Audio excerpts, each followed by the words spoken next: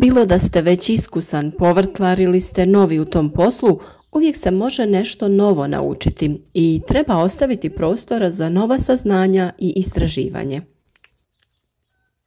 S obzirom da se vremena mijenjaju, pa tako i sama klima i vremenski uslovi, nerijetko se nađemo u novim situacijama i neke kulture moramo uzgajati na drugačiji način ili u drugo vrijeme. Da bi znali šta unosimo u naš organizam, sve više nas se okreće ličnoj proizvodnji povrća, pa tako i sadnica istog. Danas ćemo pričati o uzgoju paradajza iz sjemena, svim koracima koje je potrebno uraditi kako bi dobili kvalitetne plodove.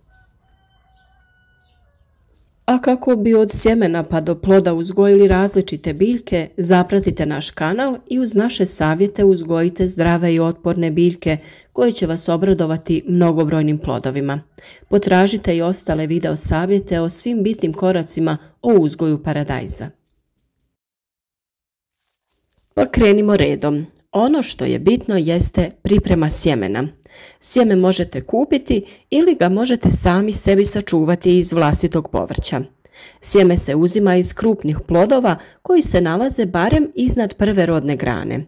Sjeme je vrlo lako sačuvati, jednostavno ga izvadite iz ploda, isperete pod vodom, ostavite da se osuši i čuvate na suhom i tamnom mjestu. Detaljan video o tome kako na pravi način sačuvati vlastito sjeme povrća naravno imate već u videima na našem kanalu. Ovisno o roku i načinu uzgoja, presadnice povrća se proizvode na otvorenom ili u zaštićenom prostoru, a isto tako kada se radi o samoj sadnji. Uzgoj povrća iz presadnica omogućuje raniju proizvodnju na otvorenom, a time i bolju godišnju izmjenu kultura i bolje iskorištavanje proizvodne površine. Da bi sjeme klijalo, možete ga staviti između dvije mokre maramice u neku posudu i tako vlažno ostaviti dok ne proklija.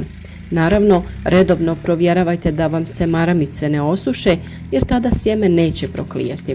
Na ovaj način možete odmah obaviti odabir klijalog sjemena i onog koje možda nije kvalitetno i nije i neće proklijati. Sjeme paradajza brzo bubri, ali neće klijati ukoliko nisu osigurani optimalni uslovi. Klijanje će krenuti pri temperaturi od 15 do 25 stepeni, ali najpovoljnija temperatura za klijanje paradajza je od 20 do 25 stepeni. Na taj način će sjeme kvalitetno klijati, a i sveukupna klijavost će biti veća u postotku. Bitna činjenica jeste ta da paradajz najbolje klija u mraku, tako da sjeme slobodno možete prekriti slojem zemlje i nije potrebno da dodajete vještačku svjetlost kao što je slučaj kod nekih drugih biljaka. Pri optimalnim uslovima mlade biljke paradajza trebale bi biti vidljive u razdoblju između 10 i 20 dana. Struktura tla, dreniranost i opskrbljenost biljnim hranjivima uz osigurano navodnjavanje bitni su čimbenici proizvodnje kvalitetnih presadnica. Mi uvijek koristimo supstrat koji je predviđen za sijanje, a može se kupiti i u svakom agrocentru ili poljoprivrednoj apoteci. A za presađivanje, to jest pikiranje, koristimo također zemlju koja je baš za to namijenjena. Mi svoje posijane biljke stavljamo u za to predviđeno klijalište koje smo sami izradili upravo za ovu namjenu. Izrađeno je od stiropola i unutra imate postavljene LED lampice koje sjemenu daju potrebnu temperaturu. U ovim uslovima sjeme će brže i kvalitetnije da proklija, a naravno i nikne. Video o tome kako sami možete napraviti klijalište za vaše biljke sa prihvatljivim budžetom naravno možete potražiti na našem kanalu. Daljnji rast i razvoj biljke paradajza također je uvjetovan temperaturama. Općenito se skladan rast biljke postiže pri dnevnim temperaturama od 20 do 25 stepeni, a noćnim između 13 i 17. Poželjna je ta razlika od 7 stepeni između dnevne i noćne temperature. Nakon nicanja sadnicu paradajza možete presađivati u odvojenu posudu kada ona formira 4 prava lista, a presađivanje u zemlju kada biljka dostigne veličinu barem 30 cm. Sadi se tako da polovica biljke bude u zemlji, jer paradajz duž cijelog dijela pušta korijenje i tako sebi osigurava bolji korijenov sistem i prihranu. Optimalno vrijeme sijanja je sredinom februara, da bi svoje biljke u plastenik sadili već u aprilu, a za rasad koji ćete saditi vani na otvorenom, februar je također pogodan mjesec za sijanje. Visinom temperature kontrolirajte rast vaše biljke, sve dok se uslovi ne pokažu pogodni za sadnju na otvorenom. Sadnja se obavlja tako što se sadnica sadi dosta duboko kako bi se što bolje ukorijenila. Ide duboko u sadnu rupu, a može se polijegati i u kanal. Bitno je da je barem pola stabljike pod zemljom. Tako će biljka pustiti korijenje po tom dijelu stabljike koji dodiruje zemlju, te samim tim lakše usvajati vodu i hranjiva. Sljedeći korak je vezanje stabljike za konstrukciju ili postavljanje potpore. Važno je napraviti dovoljno široku omču oko stabljike kako ju ne bi stezala i otežavala razvoj, te špagu omotavati prema vrhu. Kao što vidite ovdje, imate također i plastične kopče koje su namijenjene baš za tu svrhu. Kako paradajz raste, tako ga lagano omotavate oko špage. Niska temperatura kao i prevelika vlaga utječu na razvoj biljke, ali i na oprašivanje cvjetova u daljnjem razvoju, tako da na to treba obratiti pažnju i regulirati po potrebi. Oprašivanje u zatvorenom prostoru kao i na otvorenom obavljaju kukci, vjetar ukoliko se redovno provjetrava, te se to može raditi ručno laganim drmanjem rodnih grana paradajza. Kada se na prvoj rodnoj grani nalaze zreli plodovi, tada je vrijeme uklanjanja donjih listova kako bi spriječili pojavu bolesti i omogućili prozračnost. Jednostavno oštrim škarama odrežete sve listove koji se nalaze ispod te rodne grane. Uklanjanje se dalje nastavlja na jednak način kako dozrijevaju plodovi na sljedećim rodnim granama.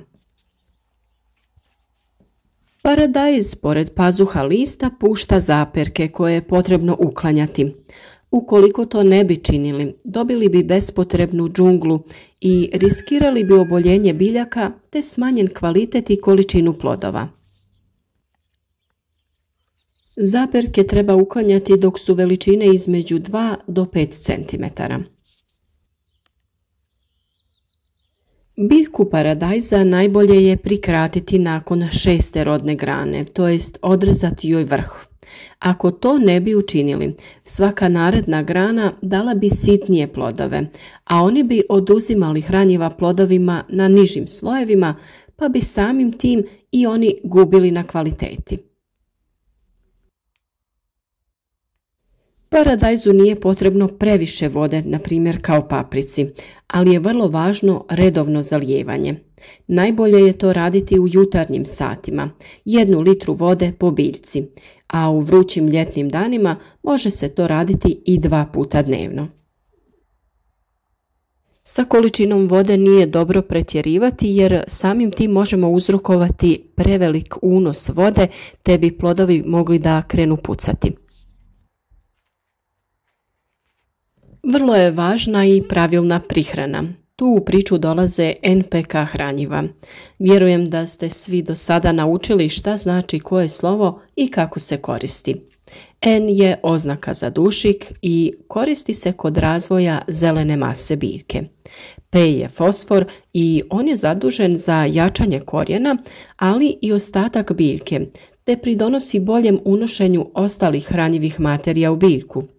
K je kalij i zadužen je za kvalitetan razvoj plodova i njihovu bujnost. Samim tim prema trenutnim potrebama biljke gledamo da taj određeni broj bude u omjeru više zastupljen. Kod intenzivnog razvoja plodova koristimo omjer 10-10-40 sa većim udjelom kalija. Koristite ga prema uputstvu proizvođača koji je vama dostupan. Ovakva kristalonska prihrana vrlo je jednostavna za korištenje. Rastopi se u vodi i sa tim se zalijevaju biljke. Tu je naravno i neizostavni kalcij koji može doći u ovom sličnom obliku, to jest u granulama, rastopi se u vodi i također prihranjuju biljke.